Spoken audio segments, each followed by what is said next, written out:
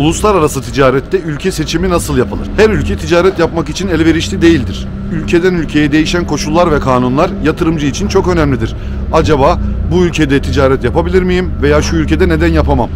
Şimdi bu programda sizlere bir ülkede ticaret yapıp yapamayacağımızı nasıl sorgulayacağımızı öğreteceğim arkadaşlar. Acaba X ülkesi sizin için yatırım yapmaya elverişli midir? Ticaret yapmaya elverişli midir? Bunu bulacağız. Bildiğiniz gibi arkadaşlar Gürcistan'da imalatla uğraşıyorum. Plastik imal eden fabrikalarım var. Ayrıca da sebze fidesi, çilek ve çiçek ürettiğim bir de seram var.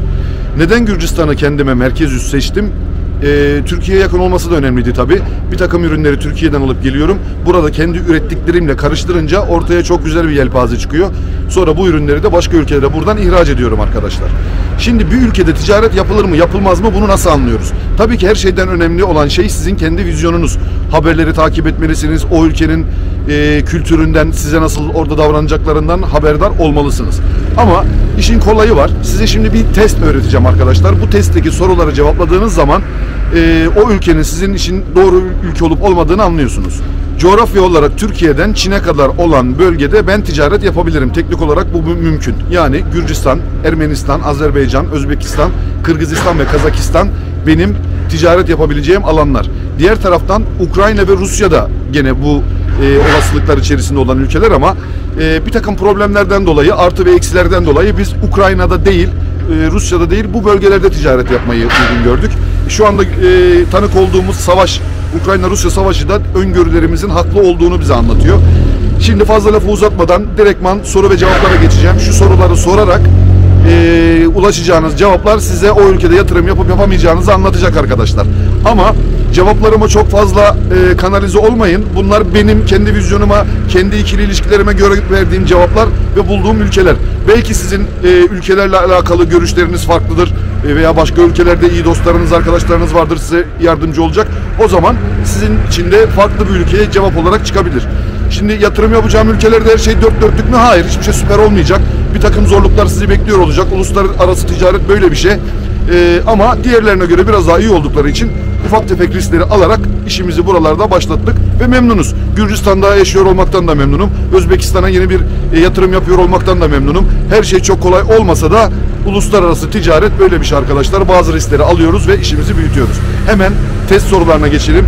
Bu testi kendi kendinize uygulayarak yatırım yapılacak ülkeyi bulacaksınız. Her şeyden önce yatırım yapmaya değer olasılıklarınızı bir 4-5 ülkeye indirmiş olmanız lazım. Yani Kuzey Kore'de gidip bir şey satmayı düşünüyorsanız onu kafadan kendiniz eleyin.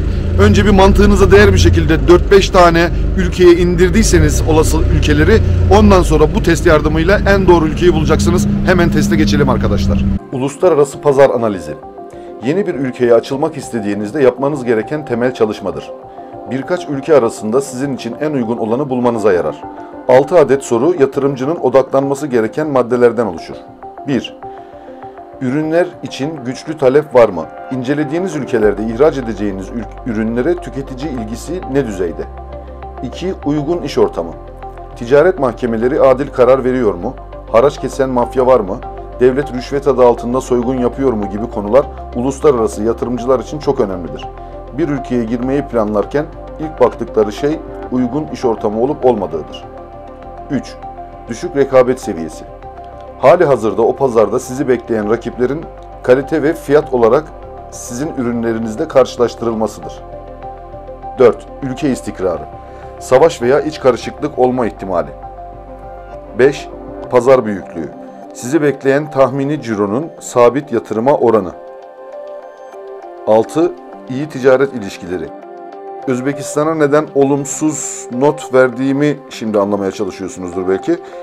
Arkadaşlar ülkelerin birbirleriyle olan ticari anlaşmaları var. Örneğin Türkiye, Ukrayna ve Gürcistan Avrupa Birliği gümrük anlaşması olan Euro 1 sertifikasıyla ürettikleri ürünleri birbirlerine satabilirler ve diğer ülkelere de satabilirler. Eski Sovyetler Birliği ülkeleri arasında da benzeri bir gümrük birliği anlaşması var. Bu ülkeler birbirlerine ürettikleri ürünler için herhangi bir ithalat vergisi uygulamıyor. Diğer ülkelerin ürettikleri ürünlerin ithalatındansa ek vergi talep ediyorlar. Bu anlaşmalar neticesinde Türkiye ile Özbekistan herhangi bir gümrük anlaşması yapmadıkları için birbirlerinin mallarına gümrük vergisi uyguluyorlar. Bu yüzden Özbekistan'la olan iyi ticaret ilişkileri kısmına mecburen olumsuz not vermek durumunda kaldım. Objektif olmazsak yanlış bir sonuca gideriz arkadaşlar. Netice itibariyle gördüğünüz gibi karşımıza çıkan tablo bu. Tabii ki bu puanlar sembolik. Gönül ister ki bölgedeki bütün ülkeler birbiriyle ticaret yapsın. Arkadaşlar, buraya kadar seyrettiğinize göre bir abonelik desteğinizi hak etmişim demektir. Lütfen abone olmayı unutmayın. Görüşmek üzere, hoşça kalın.